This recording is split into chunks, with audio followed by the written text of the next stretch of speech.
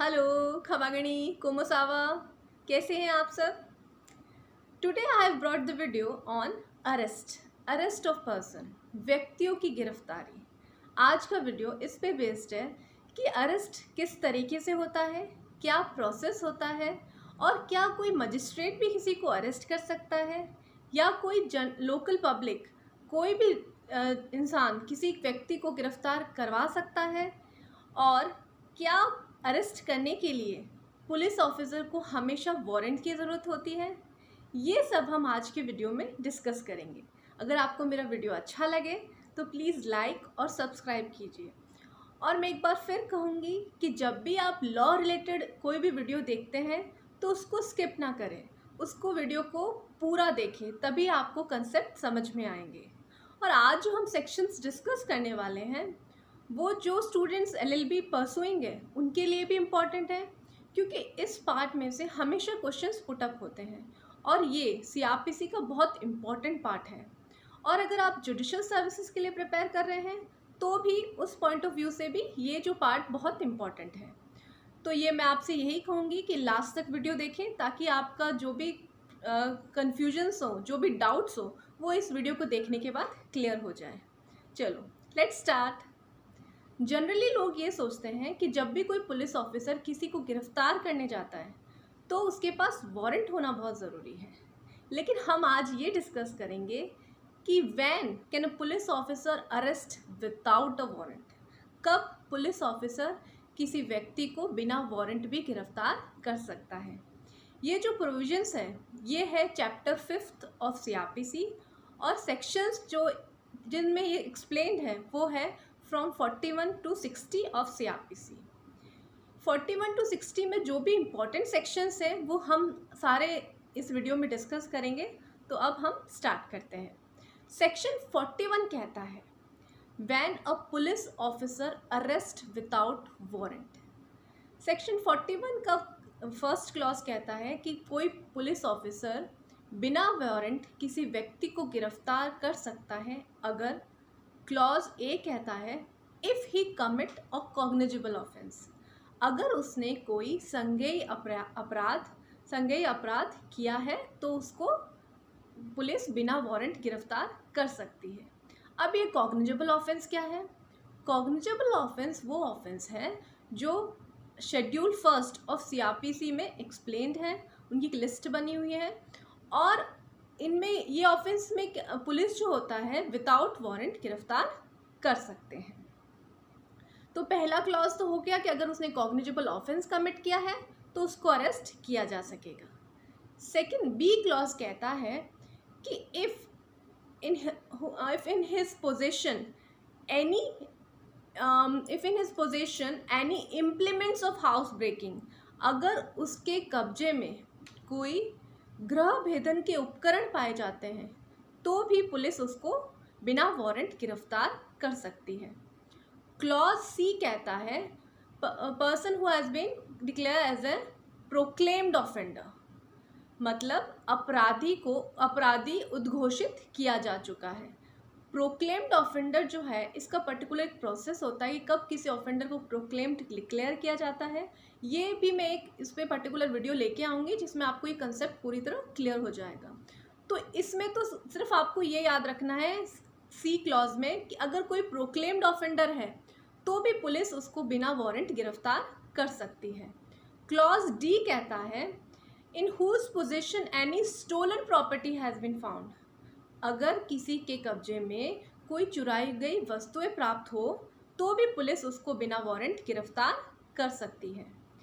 Clause ई कहता है कि if he obstruct the police officer in the execution of duty, अगर किसी पुलिस अधिकारी को अपना कर्तव्य करने में बाधा पहुंचाते हैं तो भी पुलिस उस व्यक्ति को बिना वारंट गिरफ्तार कर सकता है। क्लॉज एफ कहता है if he हैज़न deserted from the arm forces, अगर वो सशस्त्र बल से भागा हुआ कोई व्यक्ति हो तो भी पुलिस उसको बिना वारंट गिरफ्तार करेगी। क्लॉज जी कहता है कि अगर उसने कोई offence out of India commit किया है और वो ऑफेंस भारत में उस ऑफेंस को अपराध माना गया है तो भी पुलिस उसको बिना वारंट गिरफ्तार कर सकती है। क्लॉज एच कहता है कि who has been considered as a released convict and he commit a breach of rule under section 356 clause 5। Clause I कहता है कि अगर उसके अरेस्ट के लिए कोई रिक्विजिशन ओरल या रिटर्न से अनदर पुलिस ऑफिसर से मिलता है, अगर नॉर्मली क्या होता है, कोई भी पुलिस ऑफिसर के जुरिडिक्शन में अगर कोई अक्यूज्ड पर्सन आता है तो उसको अरेस्ट कर सकता है, लेकिन अगर वो उसके जुरिडिक्शन से बाहर चला जाता है तो वो पुलिस ऑफिसर उस दूसरे पुलिस ऑफिसर को जिसके जुरिडिक्शन में वो पर्सन आया है उसको रिक्वेस्ट कर सकता है, ओरल रिटर्न रिक्विजिशन दे सकता है उसको अरेस्ट करने के लिए। तो ये तो क्लॉजेस हो गए कि जब पुलिस बिना वारंट गिरफ्तार कर सकती है। सेक्शन 41 का क्लॉज 2 ये कहता है कि कोई भी officer in charge of police station है, कोई भी भार साधक अधिकारी है, अगर उसे पता चलता है कि किसी पर्सन ने ऑफेंस कमिट किया है under section 109 and 110 of CrPC, 109 relate करता है सस्पेक्टेड पर्सन से, संदिग्ध व्यक्ति से, और 110 जो है वो रिलेट करता है हैबिचुअल ऑफेंडर्स, आदतन अपराधी। तो अगर इनसे रिलेटेड भी ये दोनों ऑफेंस किसी ने कमिट किए हो तो भी पुलिस उसको बिना वारंट गिरफ्तार कर सकती है। तो सेक्शन 41 तो इतना क्लियर हो गया कि कब पुलिस बिना वारंट किसी को गिरफ्तार कर सकती है। अब सेक्शन 42 कहता है कि अगर किसी पर्सन ने नॉन कॉग्निजेबल ऑफेंस कमिट किया है, असंज्ञेय अपराध किया है, तो भी पुलिस उसको गिरफ्तार कर सकती है अगर वो रिफ्यूज़ कर देता है अपना नाम और रेजिडेंस बताने से। अगर वो रिफ्यूज़ करता है अपना नाम और पता बताने से तो भी पुलिस उसको गिरफ्तार कर सकती है। अब हमने ये पहले सुना था कि क्या प्राइवेट पर्सन द्वारा भी अरेस्ट किया जा सकता है? हाँ, कोई प्राइवेट पर्सन भी किसी व्यक्ति को गिरफ्तार कर सकता है अगर उस व्यक्ति ने नॉन बेलेबल ऑफेंस किया है, कॉग्निजेबल ऑफेंस है और वो प्रोक्लेम्ड ऑफेंडर है। ये तीनों चीज़ें हो तो कोई प्राइवेट इंडिविजुअल भी किसी व्यक्ति को गिरफ्तार कर सकता है, लेकिन वो खुद कोई सज़ा नहीं सुनाएगा, उसको पुलिस को हैंड ओवर करना पड़ेगा। तो सेक्शन 43 तो आपको क्लियर हो गया। अब क्या मजिस्ट्रेट अरेस्ट कर सकता है? हाँ, सेक्शन 44 कहता है कि कोई भी जुडिशियल या एग्जीक्यूटिव मजिस्ट्रेट किसी भी व्यक्ति को गिरफ्तार कर सकता है या वो किसी को कह सकता है कि किसी पुलिस ऑफिसर को उनको गिरफ्तार करने के लिए। तो ये तो सेक्शंस क्लियर हो गए कि अरेस्ट कौन कौन कर सकता है। अब हम ये समझेंगे कि अरेस्ट कैसे होता है, क्या प्रोसेस है। सेक्शन 46 जो है वो बताता है कि अरेस्ट कैसे होना चाहिए। वो कहता है कि एक्चुअल टच और कन्फाइनमेंट इज़ नॉट नेसेसरी। ये ज़रूरी नहीं है कि हमेशा उन्हें हथकड़ी लगा के या खींचतान करके ही पुलिस स्टेशन किसी व्यक्ति को गिरफ्तार करके ले जाया जाए। नहीं, अगर वो खुद कह दे कि मैं आपके साथ चल रहा हूँ तो एक्चुअल टच और कन्फाइनमेंट ज़रूरी नहीं है। लेकिन अगर वो गिरफ्तारी का विरोध करता है तो फिर पुलिस ऑफिसर को जो भी सही लगता है, जो सही साधन जो भी लगता है, तो वो उसको अप्लाई करके उसकी गिरफ्तारी कर सकता है। सेक्शन 46 में एक सब क्लॉज है थर्ड, वो ये कहता है कि जो भी पुलिस ऑफिसर है उसका ये राइट नहीं है to cause death of person which is not accused of offence punishable with death and life imprisonment.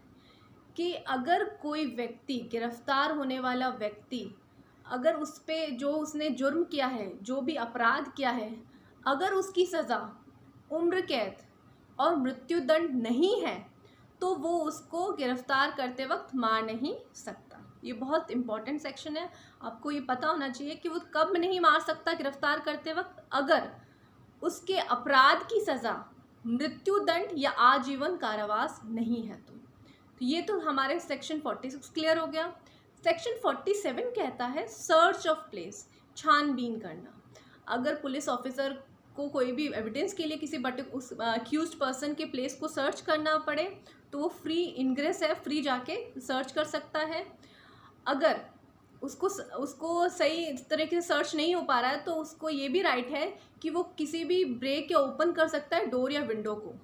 Search करने के लिए। इसमें एक चीज़ और है कि अगर वो प्लेस किसी फीमेल ऑक्यूपेंसी के पास है और वो फीमेल अक्यूज्ड नहीं है और वो कस्टम के अकॉर्डिंग पब्लिकली अपेयर नहीं होती है, तो पुलिस उसको नोटिस देगी और उसको रीज़नेबल अपॉर्चुनिटी दी जाएगी कि वो वहाँ से विड्रॉ हो जाए, तभी पुलिस वो वहाँ पे उस प्लेस की सर्च कर पाएगी। सेक्शन 47 तो क्लियर हो गया।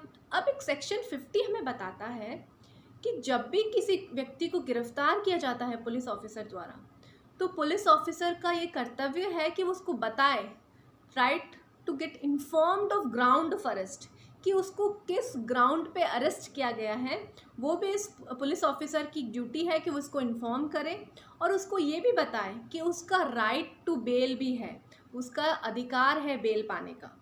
तो ये भी एक बहुत इम्पॉर्टेंट सेक्शन है जो आपको पता होना चाहिए कि सेक्शन 50 कहता है कि जब भी कोई पर्टिकुलर व्यक्ति गिरफ्तार होता है, right to be informed of ground of arrest and his right to bail. अब सेक्शन 53 जो है वो कहता है medical examination of accused person on the request of police officer, कि कोई भी अक्यूज्ड पर्सन का मेडिकल एग्जामिनेशन हो सकता है अगर पुलिस ऑफिसर रिक्वेस्ट करे, और वो इसलिए किया जाता है कि ताकि पुलिस ऑफिसर को लगे कि अगर मेडिकल एग्जामिनेशन के थ्रू उसको कोई एविडेंस मिल पाए। लेकिन इसके लिए ये ज़रूरी है कि जो भी पुलिस ऑफिसर इसकी रिक्वेस्ट करता है उसकी रैंक SI से कम नहीं होनी चाहिए। SI रैंक से अगर वो कम होगा तो वो उसके लिए रिक्वेस्ट नहीं कर सकता। और ये मेडिकल एग्जामिनेशन हमेशा रजिस्टर्ड मेडिकल प्रैक्टिशनर के द्वारा ही होना चाहिए। अभी रजिस्टर्ड मेडिकल प्रैक्टिशनर कौन होता है?